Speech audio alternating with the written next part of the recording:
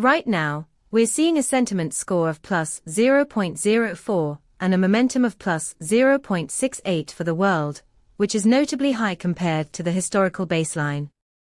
This spike indicates a sudden surge in positive sentiment across 18 semantic clusters, suggesting that there's something significant influencing global perspectives. You can leverage our API to get real-time insights like these, returning not just sentiment scores, but also contextual data that can drive your decision-making. Imagine you're building a news aggregator. This API could help you filter and highlight articles that resonate with this current positive sentiment, providing your users with the most relevant content. For detailed implementation, check out pulsebitlojenterprise.com/docs.